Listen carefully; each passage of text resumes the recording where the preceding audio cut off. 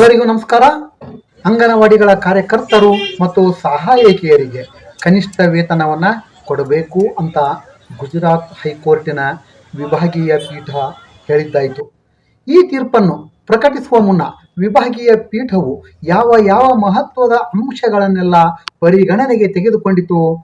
ಗುಜರಾತ್ ಹೈಕೋರ್ಟ್ನ ಏಕಸದಸ್ಯ ಪೀಠ 2024 ಆಗಸ್ಟ್ 2ರಂದು ನೀಡಿದಂತಹ ತೀರ್ಪನ್ನು ಬದಲಾವಣೆ ಮಾಡಿದ್ದೇಕೆ ಎನ್ನುವುದರ ಬಗೆಗಿನ ವಿವರಗಳನ್ನು ನಾವೀಗ ಎಳೆಯಾಗಿ ತಿಳಿದುಕೊಳ್ಳೋಣ.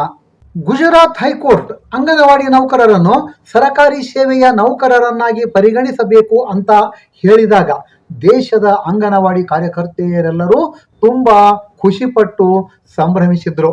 ಹೈಕೋರ್ಟಿನ ಏಕಸದಸ್ಯ ಪೀಠವು ತಮ್ಮ ಸೇವೆಯನ್ನು ಸರಕಾರಿ ಸೇವೆಯನ್ನಾಗಿ ಪರಿಗಣಿಸಬೇಕೆಂದು ಕೋರಿ ಕೋರ್ಟಿಗೆ ಅರ್ಜಿ ಸಲ್ಲಿಸಿರತಕ್ಕಂತಹ ಅರ್ಜಿದಾರ ಅಂಗನವಾಡಿ ಕಾರ್ಯಕರ್ತೆಯರು ಮತ್ತು ಸಹಾಯಕಿಯರಿಗೆ ಗುಜರಾತ್ ಸರ್ಕಾರದ ಗ್ರೂಪ್ ಸಿ ಮತ್ತು ಗ್ರೂಪ್ ಡಿ ದರ್ಜೆಯ ಹುದ್ದೆಗಳನ್ನು ಕೊಡಬೇಕು.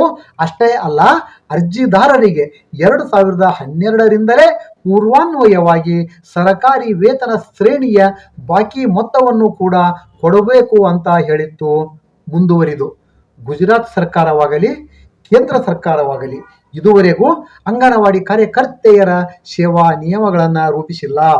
ಅದಕ್ಕಾಗಿ ಕೇಂದ್ರ ಮತ್ತು ಗುಜರಾತ್ ಸರ್ಕಾರಗಳು ಅಂಗನವಾಡಿ ಕಾರ್ಯಕರ್ತೆಯರ ಸೇವಾ ನಿಯಮಾವಳಿಗಳನ್ನು 6 ತಿಂಗಳ ಒಳಗಾಗಿ ರೂಪಿಸಬೇಕು ಅಂತ ಕೂಡ ಕೇಂದ್ರ ಮತ್ತು ರಾಜ್ಯಗಳಿಗೆ ನಿರ್ದೇಶನವನ್ನ ಕೊಟ್ಟಿತ್ತು. ಸರ್ಕಾರಗಳು ಅಂದ್ರೇನೆ ಹೀಗೆ, ಯಾವಾಗಲೂ ಕೋರ್ಟ್ ತೀರ್ಪುಗಳನ್ನ ತಕ್ಷಣವೇ ಒಪ್ಪಿಕೊಂಡಂತಹ ಉದಾಹರಣೆಗಳೇ ನಮ್ಮಲ್ಲಿ ಇಲ್ಲ. ಗುಜರಾತ್ ಹೈಕೋರ್ಟ್ನ ಏಕಸದಸ್ಯ ಪೀಠ 2024 ಆಗಸ್ಟ್ 2ರಂದು ನೀಡಿರುವ ತೀರ್ಪಿನ ವಿಚಾರದಲ್ಲಿಯೂ ಅದೇ ಆಯಿತು. ಕೇಂದ್ರ ಸರ್ಕಾರ ಈ ತೀರ್ಪನ್ನು ಒಪ್ಪಿಕೊಳ್ಳಲಿಲ್ಲ. ಗುಜರಾತ್ ಹೈಕೋರ್ಟ್ನ ಏಕಸದಸ್ಯ ಪೀಠದ ತೀರ್ಪನ್ನು ವಿಭಾಗೀಯ ಪೀಠದಲ್ಲಿ ಪ್ರಶ್ನೆ ಮಾಡೋದಾಗಿ ಕೇಂದ್ರದ ಮಹಿಳೆ ಮತ್ತು ಮಕ್ಕಳ ಅಭಿವೃದ್ಧಿ ಇಲಾಖೆ ಸಚಿವೆ ಸಾವಿತ್ರಿ ಠಾಕೂರ್ ಅವರು ಆವಾಗಲೇ ಖಡಕ್ಕಾಗಿಯೇ ತಿಳಿಸಿದ್ರು. ಅಷ್ಟೇ ಅಲ್ಲ, ಇತ್ತೀಚೆಗೆ ನಡೆದ ಸಂಸತ್ ಕಲಾಪದಲ್ಲಿ ಸಾವಿತ್ರಿ ಠಾಕೂರ್ ಅವರು ಅಂಗನವಾಡಿ ಕಾರ್ಯಕರ್ತೆಯರು ಮತ್ತು ಸಹಾಯಕಿಯರು ಸ್ಕೀಮ್ ಯೋಜನೆಯಡಿ ಕೆಲಸ ಮಾಡುವ ಕಾರ್ಯಕರ್ತರಾಗಿದ್ದಾರೆ. ಅವರು ಮಾಡ್ತಕ್ಕಂತಹ ಕೆಲಸದ ಸಮಯವೂ ಕೂಡ ಕಡಿಮೆ. ಅದಕ್ಕಾಗಿ ಅವರಿಗೆ ಸರ್ಕಾರ ಗೌರವ ಧನವನ್ನ ಕೊಡ್ತಾ ಇದೆ ಮತ್ತು ಅಂಗನವಾಡಿ ಕಾರ್ಯಕರ್ತೆಯರು ಹಾಗೂ ಸಹಾಯಕಿಯರ ಸೇವೆಯನ್ನು ಸರಕಾರಿ ಸೇವೆಯನ್ನಾಗಿ ಪರಿಗಣಿಸುವ ಪ್ರಶ್ನೆಯೇ ಇಲ್ಲ ಅಂತ ಹೇಳಿದ್ರು. ಮುಂದುವರಿದು ಅವರು ಕೇಂದ್ರ ಸರ್ಕಾರದ ಪಾಲಿನ ಗೌರವ ಧನವನ್ನು ಸಹ ಹೆಚ್ಚಳ ಮಾಡತಕ್ಕಂತಹ ಯಾವುದೇ ಪ್ರಸ್ತಾವನೆ ಸರ್ಕಾರದ ಮುಂದೆ ಇಲ್ಲ ಅಂತ ಲೋಕಸಭೆಯಲ್ಲಿ ಬಹಳಷ್ಟು ಜನ ಸದಸ್ಯರು ಕೇಳಿದ ಪ್ರಶ್ನೆಗೆ ಲಿಖಿತ ಉತ್ತರವನ್ನು ಕೂಡ ನೀಡಿದ್ದರು. ಕೇಂದ್ರ ಸರ್ಕಾರ ಮತ್ತು ಗುಜರಾತ್ ಸರ್ಕಾರಗಳು ಒಟ್ಟಿಗೆ ಸೇರಿ ಗುಜರಾತ್ ಹೈಕೋರ್ಟಿನ ಏಕಸದಸ್ಯ ಪೀಠದ ಆದೇಶವನ್ನು ಗುಜರಾತ್ ಹೈಕೋರ್ಟಿನ ವಿಭಾಗೀಯ ಪೀಠದಲ್ಲಿ 2025 ಮಾರ್ಚ್ನಲ್ಲಿಯೇ ಪ್ರಶ್ನೆ ಮಾಡಿದವು. ಸದರಿ ಪ್ರಕರಣದ ವಿಚಾರಣೆ 5 ತಿಂಗಳುಗಳಿಗೂ ಹೆಚ್ಚು ಕಾಲ ನಡೆಯಿತು. 2025 ಆಗಸ್ಟ್ 4ರವರೆಗೂ ವಾದಿಗಳಾದ ಕೇಂದ್ರ ಮತ್ತು ಗುಜರಾತ್ ಸರ್ಕಾರ ಹಾಗೂ ಪ್ರತಿವಾದಿಗಳಾದಂತಹ ಅಂಗನವಾಡಿ ಕಾರ್ಯಕರ್ತೆಯರ ಪರ ವಕೀಲರು ಮಂಡಿಸಿದಂತಹ ವಾದ ಪ್ರತಿವಾದಗಳನ್ನು ಆಲಿಸಿತು. ಕೇಂದ್ರ ಮತ್ತು ಗುಜರಾತ್ ಸರ್ಕಾರಗಳು ಅಂಗನವಾಡಿ ಕಾರ್ಯಕರ್ತೆಯರು ಮತ್ತು ಸಹಾಯಕಿಯರನ್ನು ಸರಕಾರಿ ನೌಕರರನ್ನಾಗಿ ಪರಿಗಣಿಸತಕ್ಕಂತಹ ಪ್ರಶ್ನೆನೇ ಬರೋದಿಲ್ಲ. ಯಾಕೆಂದ್ರೆ ಅವರು ಸ್ಕೀಮ್ ನೌಕರರಾಗಿದ್ದಾರೆ. ಅವರ ಸೇವೆ ಗೌರವಯುತವಾದದ್ದು. ಮೇಲಾಗಿ ಗುಜರಾತ್ ಹೈಕೋರ್ಟಿನ ಏಕಸದಸ್ಯ ಪೀಠ ಅಂಗನವಾಡಿ ನೌಕರರನ್ನು ಸರ್ಕಾರದ ಗ್ರೂಪ್ ಸಿ ಮತ್ತು ಡಿ ದರ್ಜೆ ಹುದ್ದೆಗಳ ನೌಕರರನ್ನಾಗಿ ಪರಿಗಣಿಸುವಂತೆ ಹೇಳಿರುವುದನ್ನು ಒಪ್ಪಲು ಸಾಧ್ಯವೇ ಇಲ್ಲ ಅಂತ ಪ್ರಬಲ ವಾದವನ್ನ ಮಂಡಿಸಿದರು.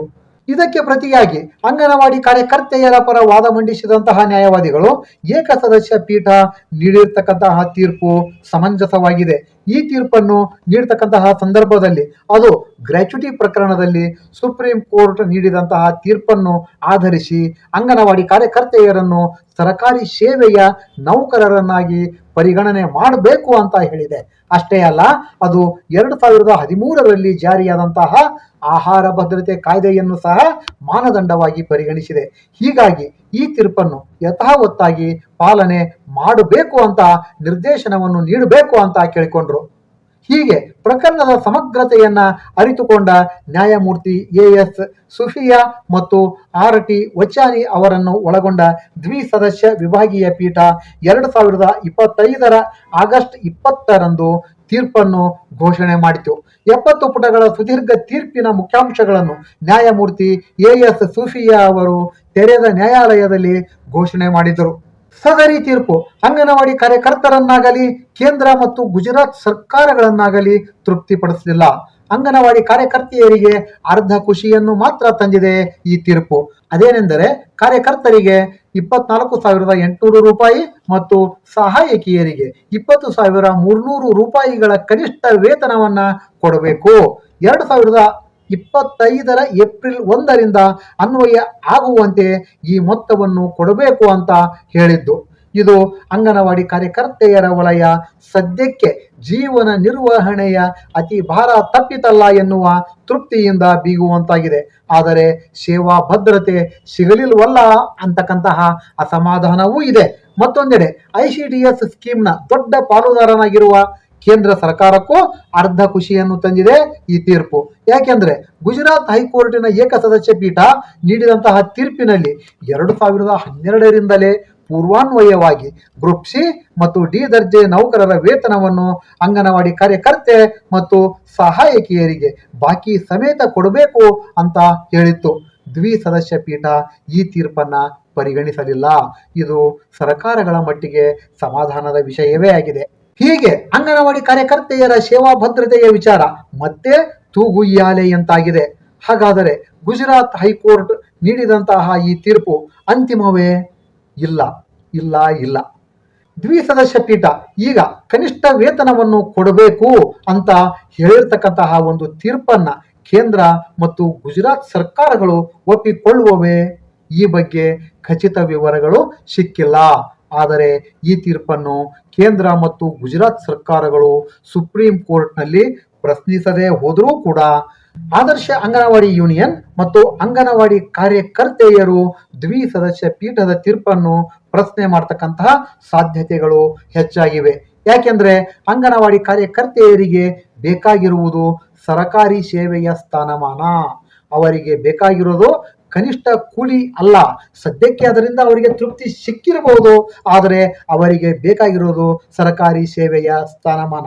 ಸರಕಾರಿ ಸೇವೆಯ ಸ್ಥಾನಮಾನವನ್ನು ಹೇಗೆ ಪರಿಗಣನೆ ಮಾಡಬೇಕು ಅನ್ನೋದರ ಬಗ್ಗೆ ದ್ವಿಸದಸ್ಯ ಪೀಠದ 70 ಪುಟಗಳ ತೀರ್ಪಿನಲ್ಲಿ ಉಲ್ಲೇಖಿಸಲಾಗಿದೆ. ದ್ವಿಸದಸ್ಯ ಪೀಠದ ಈ ತೀರ್ಪಿನ ಎಲ್ಲ ವಿವರಗಳನ್ನ ಹಂತ ಹಂತವಾಗಿ 4 ಕಂತುಗಳಲ್ಲಿ ವಿವರಿಸಲಾಗುವುದು. ಈ ಎಲ್ಲ ವಿವರಗಳನ್ನ ಮುಂದಿನ ವಿಡಿಯೋಗಳಲ್ಲಿ ನಿರೀಕ್ಷಿಸಿ ಅಂತ ಹೇಳ್ತಾ ನನ್ನ ಮಾತಿಗೆ ಪೂರ್ಣ ವಿರಾಮ ಹೇಳ್ತೇನೆ. ಎಲ್ರಿಗೂ ನಮಸ್ಕಾರ.